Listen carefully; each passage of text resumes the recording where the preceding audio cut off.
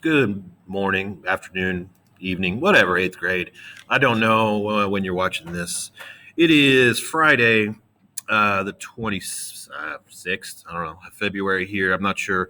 I presume I'll be posting this video on Monday, but I don't yet know about what the schedule is to come in for the landing to get chapter 9 done as far as turning in your notebooks, getting that test taken. They have moved the end of the grade period till the week after spring break, so we have a little extra time to work with on that. But I still don't know if we have enough time to get everything in, so we'll have to cut some things short. But obviously, we're doing these notes today, and so we'll do the best that we can. As we get into coming back from spring break, or later on this week in Google Classroom, as long as you check not just the videos but the stream, I should have a better idea of the schedule coming in. The snow days really messed a lot of things up, especially for eighth grade, because your graduation got moved a little bit, but you're still losing a little bit of time compared to the rest of the grades, which is probably good news for you, but for teachers is less when you're trying to get everything crammed in. So America is getting in the war today. Spoiler alert. Most Americans did not feel that this was our business, to put it very succinctly and bluntly. But they felt like this is a European problem and a European war, and so Europeans should fight it, not us, which is not necessarily in and of itself an unreasonable stance to take. The problem is when you are dealing with something that is called a world war, even though it wasn't called a world war yet, it was called the Great War.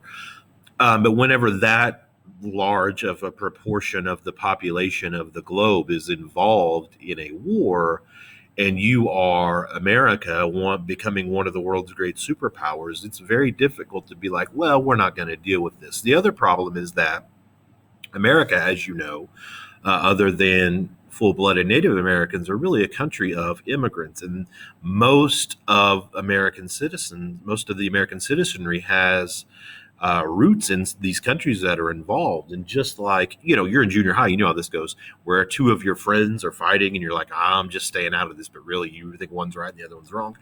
That's how a lot of Americans felt. They felt like, I don't really, this is not my business, but England's definitely right.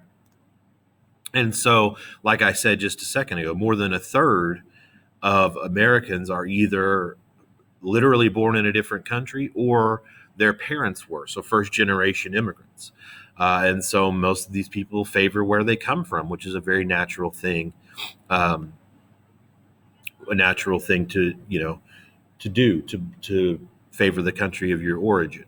And the math breaks down to that, mostly the Allies, England, France, Russia, etc. And so that includes President Wilson. And so we're in a situation where we are like, well, we're not picking a side, but we want the Allies to definitely win. And so both sides, the Allies and the Axis are the Central Powers, are using propaganda. Propaganda is information that is not meant to inform, but rather to influence people's opinions. Imagine two junior high students that get into a fight at lunch.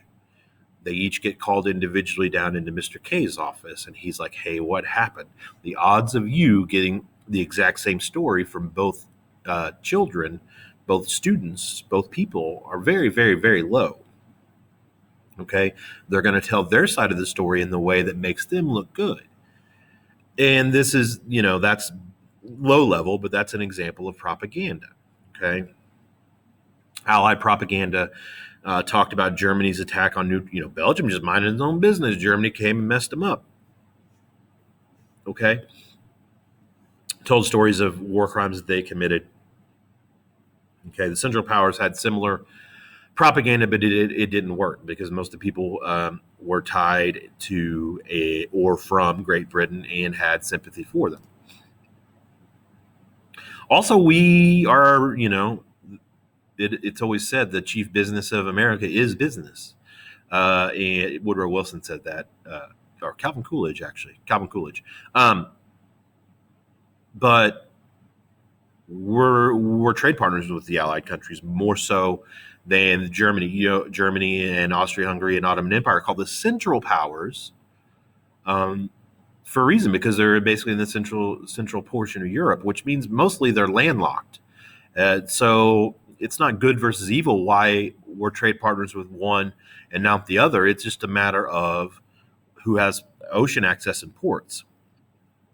So Great Britain and France borrowed billions of dollars from America to pay for their war effort. And so really, you could still say you're neutral, but what if you're funneling billions of dollars to one side over the other? The idea of neutrality is already gone. Okay. And so Germany's like getting sick of this. Like, hey, you're shipping money, guns, weapons, ammo, etc., to Great Britain. And so uh, that's not helping us in our war effort. And so we are going to torpedo any vessel, any boat, whether it's passenger or military line, that enters or leaves British ports. And so the British passenger ship, the Lusitania, gets taken down near Ireland, and 128 Americans are killed. And that really gets a lot of the dander up for a lot of Americans to really get involved in this fight. Like, oh, when you were killing those other people, it's no big deal. The other 900 people that died on this ship, that happens, but not those 128 Americans, which is, a natural thing to think. But, devaluing the lives of others is not really something that you should continue to do. So anyway, a lot of Americans are trying to be like, all right, maybe we need to get in the mix here. And so Congress passes legislation to strengthen the military. We start ramping up our selective service, our draft efforts, which may be on the slides later, so I won't talk about it right now. Wilson won re-election. His slogan was, he kept us out of war. So neutrality is still very popular, the idea that we don't have to go to war. Germany announced in 1917 that they would start sinking any ship that came in or went out. Okay. A few weeks later, we get a note. We intercept a note. Germany is sending a note to Mexico. Remember, at the end of the last chapter, we've been having a little bit of issues with Mexico. They send something called the Zimmerman telegram to Mexico saying, hey, listen, if you will attack we think America is going to get in this war. If you will attack America and, help, like, join us and weaken them and surprise attack them, which, by the way, happens later on in World War II with Japan. If you do that, then whenever we win the war, we'll slice up and give you a lot of land back from America. And so this was, in a lot of ways, the straw that broke the camel's back for a lot of Americans. They're like, all right, Germany's planning to attack us now. We can't just sit there, like ducks in a row and wait for them to beat us up. We gotta get involved. Okay. Also, Russia's overthrown twice in 1917. There's one in the spring and one in the fall. And so they moved from an autocracy, in other words, run by a king. Their kings are called czars. You'll see that spelled Tsar or Czar, but it's the same word. Their last one was named Nicholas II. He was overthrown.